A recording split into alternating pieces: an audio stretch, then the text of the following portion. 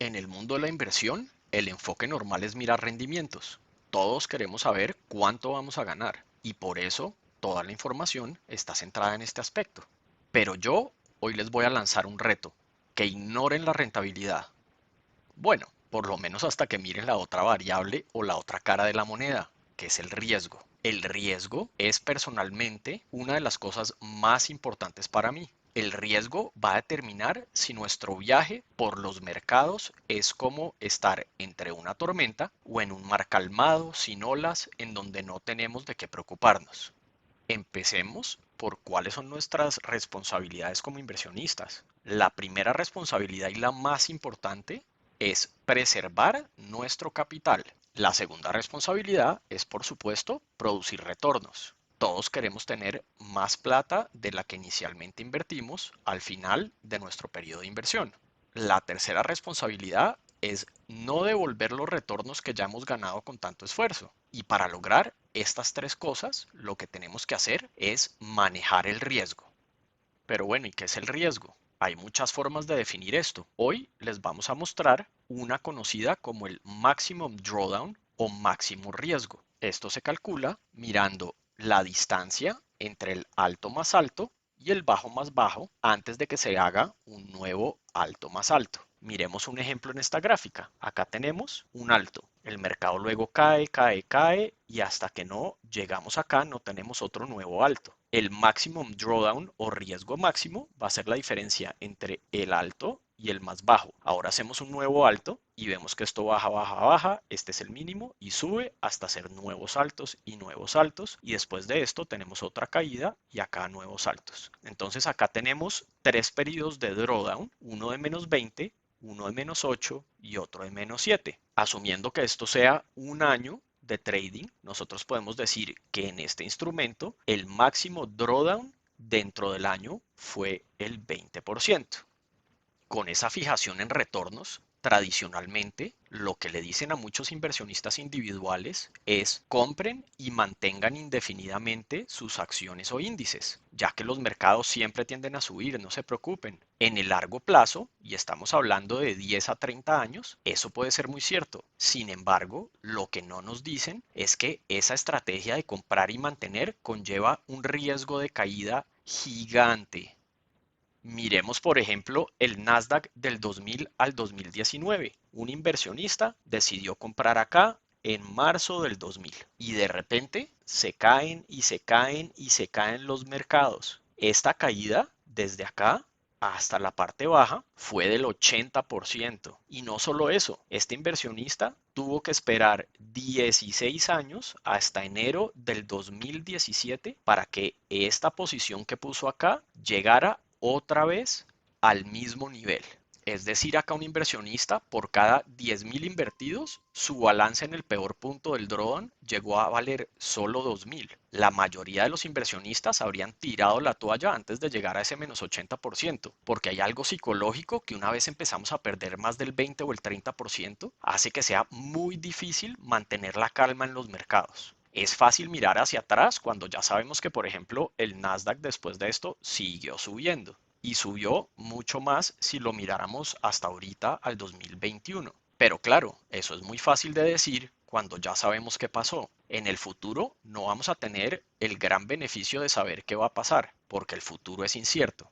Ah, pero lo que usted está cogiendo es un escenario pésimo y usualmente las caídas no son tan grandes y eso no pasa tan seguido. Ok, pues miremos qué nos dicen los números. En esta tabla tenemos el drawdown del Nasdaq y del S&P desde 1998. ¿Qué es lo que vemos acá? Que la caída promedio anual está entre el 15 y el 17%, es decir, en algún momento durante el año nuestra capital o nuestra curva de capital se va a caer entre el 17 y el 15%. Desde el 2000 han habido 8 caídas de más del 20%, así que no son pocas y las peores caídas están entre el 50 y el 81%. Sí, eventualmente los índices se recuperaron y siguieron haciendo altos más altos, pero ¿de verdad queremos ver nuestras inversiones caerse un 50 o un 81%? Y es que el tiempo para recuperar caídas grandes puede ser muy largo. La caída del 2000 al 2002 en el Nasdaq, como vimos, 17 años, en el S&P 13 años porque se cayó menos. En la caída del 2007 al 2009, que perdimos 55% más o menos, nos demoramos casi 6 años en recuperarnos. El COVID tal vez ha sido la excepción, porque acá recuperamos una caída del 35% en tan solo 6 meses, un récord comparado contra las anteriores. Pero estas caídas y estos números miran un periodo relativamente corto para la historia que tenemos en los mercados. Durante 1929 al 1932, el S&P se cayó el 84% y se demoró 30 años para recuperarse. Durante el 1966 y 1982, el mercado se cayó 72% y se demoró 29 años en recuperarse.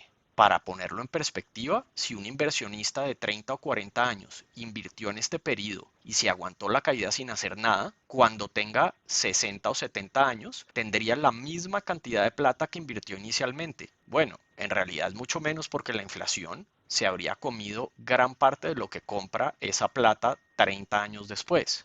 Otra vez, en el futuro nosotros no sabemos qué va a pasar y no tenemos una bola de cristal. Así que es muy importante, como dicen, no quitarle el ojo al balón, y el balón en este caso es el riesgo. El punto de todo esto es que manejar el riesgo se vuelve muy importante para lograr cumplir nuestros objetivos financieros y que nuestro viaje de inversión no sea toda una tormenta. Sobre todo porque recuperar pérdidas es asimétrico. ¿A qué me refiero con eso? En esta tabla lo que vemos es cuánto tienen que subir nuestras inversiones después de este tipo de caídas. Si nosotros nos caemos 5%, necesitamos más o menos un 5.5 o algo así para recuperar lo que perdimos. Si nos caímos un 10, necesitamos que nuestras inversiones desde ese punto del menos 10 suban un 11% para llegar a nuestro punto de equilibrio, es decir, donde empezamos a invertir. Si ya nos caemos un 20%, necesitamos que el retorno sea del más 25 para llegar al punto de equilibrio. Si nos caemos un 50%, necesitamos que el retorno sea del 100% para llegar al mismo sitio. En el caso del Nasdaq en el 2000, una caída del 75 requiere 300% de incremento. Y si nosotros calculamos que el retorno promedio es más o menos del 10%, imagínense cuántos años de retornos promedio del mercado vamos a necesitar para recuperar todo eso. Por eso es que esos periodos, después de caídas muy grandes, pueden ser muy largos hasta que volvemos a llegar al mismo sitio donde entramos. ¿Y hay una forma de participar en los mercados sin correr riesgos tan altos? Claro que sí. Y la clave es manejar ese riesgo para que nuestras pérdidas nunca lleguen a valores catastróficos. Y para mí catastróficos es cuando empezamos a pasarnos del 20 o el 30%, porque ya lo que vamos a necesitar en términos de retornos desde ese punto empiezan a ser múltiplos de los retornos promedios de los mercados. Si nosotros logramos no estar en caídas excesivas, no vamos a necesitar ni siquiera hacer el mismo retorno que hace el mercado todos los años. Podemos hacer 1 o 2% por debajo de esos retornos del mercado y en el largo plazo terminar mucho mejor que el índice. Y sobre todo, que el viaje no nos produzca úlcera y mareo. Así que traders, hay que empezar a aprender a mirar el riesgo y sobre todo a manejarlo.